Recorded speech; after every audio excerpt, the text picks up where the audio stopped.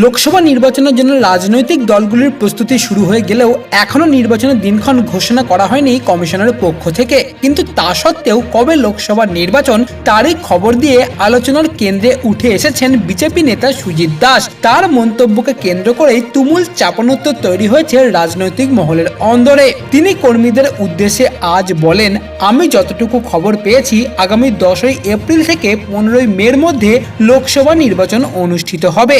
মোট 8 দফায় এই নির্বাচন হতে চলেছে। প্রতিটি দফার নির্বাচনে রাজ্যের একাধিক লোকসভা কেন্দ্রে নির্বাচনের দিন থাকবে। তবে 2-1 দিনের হেরফের হতে পারে। অর্থাৎ নির্বাচন কমিশনের আগে এক প্রকার নির্বাচনের দিনক্ষণ ঘোষণা করে দিলেন খোদ বিজেপি নেতা। তবে ভরা সভায় এইভাবে বিজেপি নেতার ভোটের দিনক্ষণ ঘোষণা নিয়ে রীতিমতো রাজনৈতিক চাপানোত্তর তৈরি হয়েছে সমস্ত মহলেই। সরব হয়েছে রাজ্যের শাসক দল তৃণমূল বলেছে, এতেই বোঝা যায় বিজেপি সরকার সমস্ত ক্ষেত্রে প্রভাব খাটানোর চেষ্টা করছে। তবে উল্লেখ্য, এখনো পর্যন্ত কমিশনের তরফ থেকে ভোটের দিনক্ষণ নিয়ে কোনো রূপ ঘোষণা করা হয়নি।